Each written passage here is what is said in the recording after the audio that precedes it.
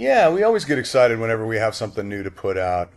It's always kind of a weird time when the record's done before the fans have actually heard it. You start second guessing little bits, but at the same time, you're just really stoked with what you've done. You just want the fans to hear it. You just want to get it out there. Yeah, for sure, it's exciting. Like you said, you're anxious for them to hear it, and you're kind of wondering how they're gonna take it. Of course, you want them to like it, but you're still doing what you want to do, what we want to do as a band and stuff. So it's a fun time. Days Go By is really about when it's kind of like This Too Shall Pass, when things are rough and there's a lot of people are struggling right now with the economy, things happening in the world. A lot of people are struggling, and it's kind of about just hang in there, tough it out. Things will get better. And that's really the meaning of that song, that title. Yeah, that really is what it's all about. The fact that we look around and we see that it's been tough on a lot of people the last few years, and that no matter what happens to you, you have to figure out how to pick yourself back up and keep on going, and no one's going to do it for you. And just kind of, suck it up and do the best you can and get through it and move on to some brighter times. And hope's an important part of our message. I think I always want to include that in all of our songs and all of our records. But just that one particular song resonated with us, I think, more so than even the others, where it just kind of seemed like a good title for the album. For me, there's a couple that kind of go hand in hand, Dividing by Zero and Slim Pickens Does the Right Thing and Rides the Bomb to Hell. That's a mouthful. Those are super fun. We've been working out those. Any of the kind of faster, aggressive ones, I think are going to work really well live. Those are the ones I'm looking forward to. For sure. We've played The Future Is Now live, which is one of our more aggressive songs, and we played it in Japan because we wanted to play something new, because it's kind of fun for us, and I think the crowd likes to hear something that they haven't heard before. But we knew when we played it in Japan that it would be instantly recorded and uploaded to YouTube, and it's basically like you're playing it for the world, right? Right. Which, isn't the best way to... We want our songs to be heard the way they should be, so it's not always the best way to get them out there, but at the same time, you want to give your fans something new. So. Yeah, and so it is what it is, and that's the way that song got heard for the first time.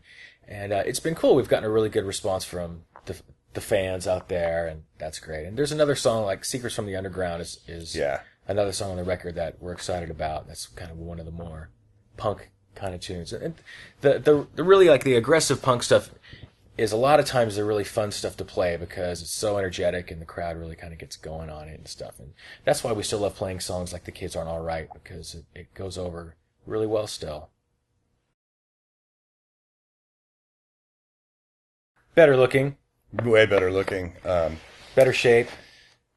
Yeah, a lot fewer brain cells. I've done a lot of damage to my brain cells over the years. My liver hates me a lot more now than it did back then. Yeah, we've got a couple of club shows set up where we're playing Ignition in its entirety and in the order of the track listing on the record. We've done one so far. It was just so much fun. We're looking forward to doing a few more of these around the world and elsewhere. It kind of just occurred to us a couple months ago, like, oh wait, it's been 20 years since Ignition came out later this year really, but we thought, why don't we play some club shows, because that's the kind of shows we played back then, and we always loved those shows, and things change, and sometimes you play bigger places, but we still like it when we play smaller places, and this seemed like a good opportunity to kind of do that and play all those songs that all our fans always tell us to play. Wow. Yeah, that's too subjective. I don't really think about that. As long as we're able to go out and tour and make records and take them out on tour, and we have fans coming to see us play, it's the funnest thing in the world. Two sides of the coin: making the records, which is kind of obsessive compulsive behavior, and then just going out and playing it, which is just really kind of hedonistic for the moment behavior. That's it's the best thing in the world. So, as far as where we fit in, the spectrum of bands and stuff, I don't really spend too much time thinking about that. Do you? Here lies the Offspring, and why not? And why not? Cool.